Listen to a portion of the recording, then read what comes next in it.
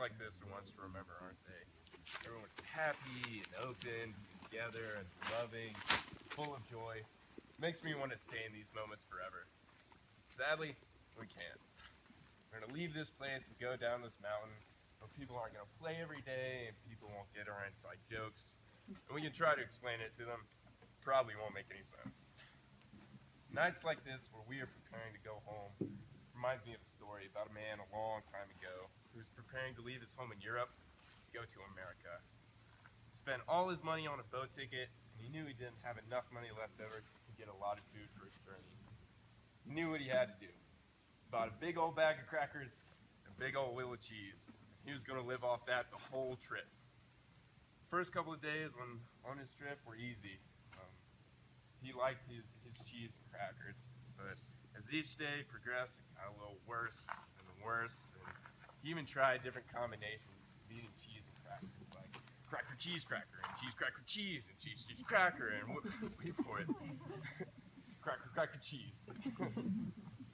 But his snack-like meals were just not cutting it anymore, and he made the mistake one night of walking too close to the kitchen. And he got a smell of that rich food that was being prepared for the other guests, and his stomach began to growl. And that night, he went to sleep and he dreamed of food. And when he woke up the next day, he knew he could not spend just one more day on just cheese and crackers. He was gonna eat in the dining hall that night. When I go home, my life is sometimes like cheese and crackers. I fall back into that regular routine, and I remember this one day back home where I fell back into that regular routine, and I tried to hang on to this moment, and tried to hang on to this place. I used to work at Burlington Coat Factory, and I used to have to work all the holidays. I remember I had to work this one shift from open to a couple hours before close, and I was working at the register on Black Friday. It wasn't great. I started my shift and I'd been working a while, and it was time for my break, and my boss was good to us and bought all the employees food from Five Sisters, this local southern food place, and it was all the comfort food you could want. And it was delicious. And I appreciated what my boss did for us, but I didn't want to be sitting next to my angry coworkers spouting the wrong Game of Thrones theories and just complaining about the jobs that we had to do that night. I would have given up all that comfort food to be sitting in the dirt eating mac and cheese and summer sausage with my friends. My break was over, and I had to go back to the register, and when I got back up there, I saw the most annoyed lady I'd ever seen. She was wrestling with her kids. She had two small things in her basket, bags under her eyes, and just really, really tired. She comes to my register and stops working. So I'm getting frustrated trying to fix it, and I can tell she's getting frustrated when she finally snaps and says, "Why can't you fix it? Are you just stupid?" So pretty mad. And but I keep my cool, push all her stuff to the next register, and she gets taken care of and leaves. She leaves with her "Life is Good" t-shirt and stupid fedora. Ridiculous. After that, my shift is over at 3 a.m. in the morning, and I push my way out of the store, and I get back to my car, and I leave for my grandma's house, who I was staying with at the time. And, on the way back to her house, I get cut off 3 times in a row. So I'm shaking with anger again, and all I can do is try and put myself back in Get Back Day.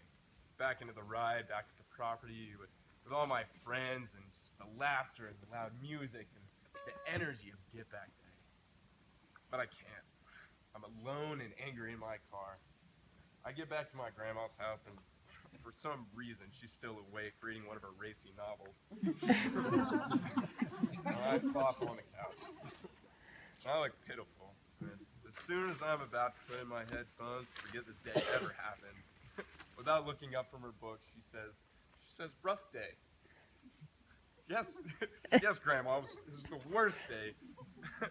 This one lady bought a fedora, and it's not Get Back Day, and I just wanted to be back at the property.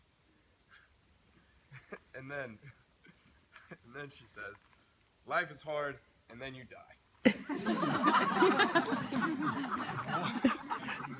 In my head, I went off on my grandma. How can you say that to me after the day I've just had? This day almost broke me, and that's what you say to me. Thank you, Grandma. It makes me feel all warm and cozy inside. I'm glad you said that to me. But all I can say is, what? And then she says it again. Life is hard, and then you die. And in my head, I'm like, yeah, thanks, Grandma. I heard it the first time, the second time better. This is awesome. Great encouragement. But then she says, but love makes life worth living. In that moment, I realized that maybe if I had chosen to love during my hard day, maybe it would have been better. Maybe that lady she was just as tired as I was. Maybe all those cars were just trying to get home like I was. Maybe I could have been more loving in all those moments. But in that moment, sitting across from my sassy grandma, she taught me a lesson of love. That love can change your whole perspective of life around you. And that God is in those moments with you. That day I was settling for cheese and crackers, just like that man on the boat. When the man finally got fed up with his food and his crackers were starting to go stale and his cheese was starting to mold, he went to the dining hall that night. And when he got in the dining hall, he could see that the feast was waiting for him. He waits in line to be seated, and the hostess comes to him and asks him where he's been, that they've had a seat for him every night. The man was embarrassed to say, but he told the hostess that he didn't have much money, and that's why he never showed up.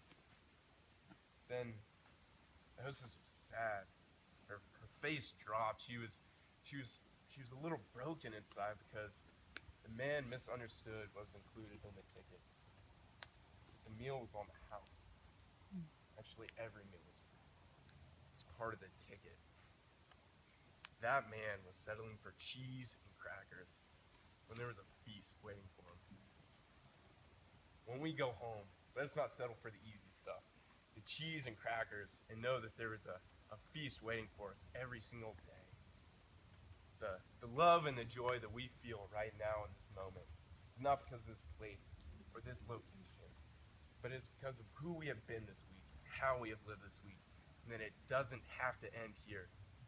We can be those loving people we are right now every single day. We can show the people hurting in our lives hope with a smile. We can share positive messages on social media instead of vanity and jealousy.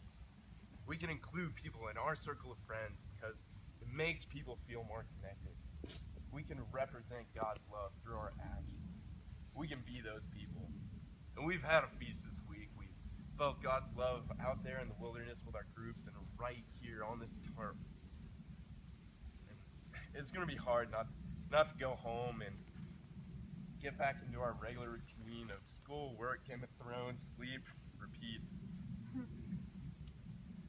Or we can go home with a taste for something more. A taste for the feast that God gives us of love and grace. We can go home with a taste for the life abundant.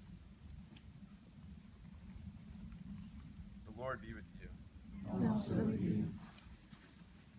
God, thank you for this moment.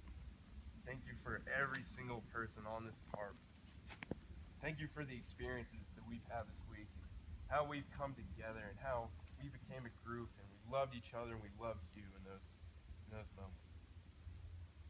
God, help us to not go home and settle for the cheese and crackers, and to go home in search of the feast that's waiting for us in every single moment. God, thank you for loving us always. Amen. You all stand up, make a giant circle, and grab a hand.